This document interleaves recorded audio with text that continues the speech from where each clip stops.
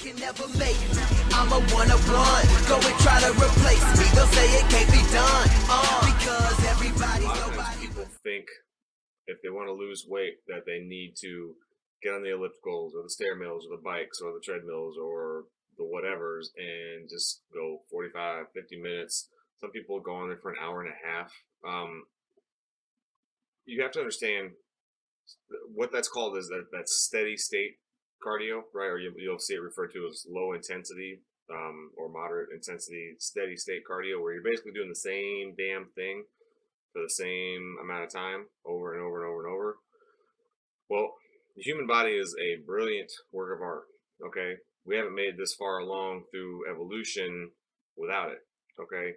So when you do the same thing, you know, initially that big burn of calorie that you get during a cardio workout, that, you know, 3, 4, 5, 6, 8, 700, whatever, how many calorie chunk that you burn is going to help you, okay? But over time, if you repeatedly do that and you fall into a routine, and most of us are creatures of habit, we do the same damn thing all the time, your body's going to wise up and it's going to start taking those calories from places that you don't want it to, as far as muscle, you know, organs. You want the fat burned, you don't want the muscle burn, right?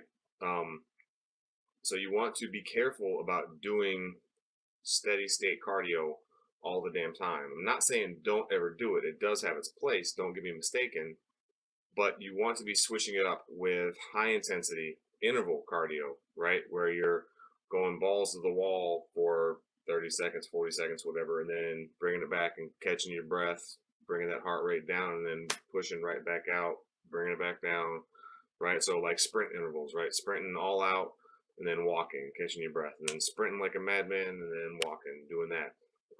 That's the HIT training, high intensity interval training. You want to be interspersing that, you know, in between days of that low intensity steady state stuff. The other thing I want to cover in this video is just specifically to the women.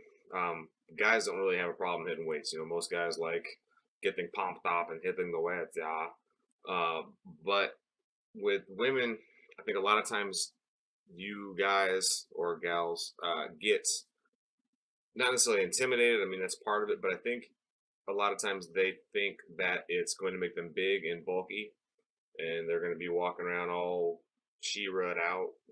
I'm sure anybody below the age of like 30 probably doesn't know who the hell She-Ra is. But anyways, weight training is not going to make you huge and swole, okay?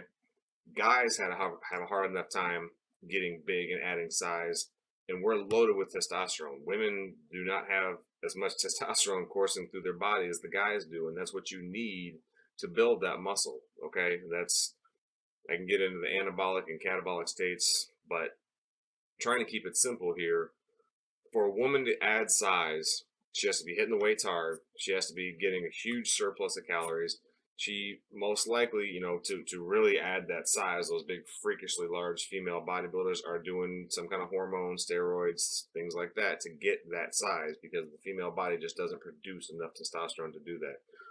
What weight training is going to do, even the heavyweights, ladies, what weight training is going to do is tone you up, is shape you, okay? And there's debate on whether you can or can't shape a muscle, but a muscle that doesn't get worked is floppy, lazy. You know, you can tell the difference in somebody's arm between somebody that does curls and somebody that doesn't do curls, okay? You can tell a difference between somebody that does sit-ups and crunches and planks and all that good stuff and somebody that just doesn't do shit. So weight training is not going to make you huge.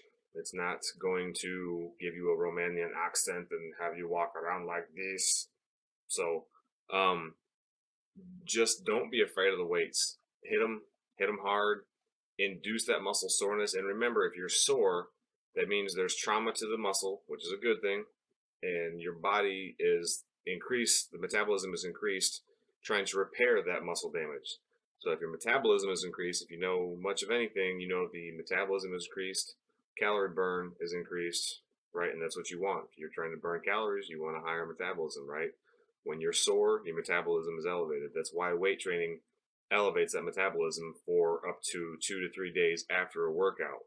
Whereas when you do that steady state cardio, a few minutes after you're off that treadmill, that calorie burn goes bloop, drops. Okay, you're gonna burn more calories on a treadmill, but it's where are those calories being burned from, and it's the afterburn effect that you just really don't get with a 6 or 7 mile run. Okay, high intensity intervals, weight training, mix them in there with that steady state. Don't avoid steady state, just don't do it every damn day. I've been at this gym for a little over a year and a half, and I see the same people on the same machines doing the same workout, and guess what? They look the same. So it sucks, but it is what it is. You have to have variety. You have to switch things up. You have to do something new, guys. Don't be afraid to venture out of your comfort zone. Thanks.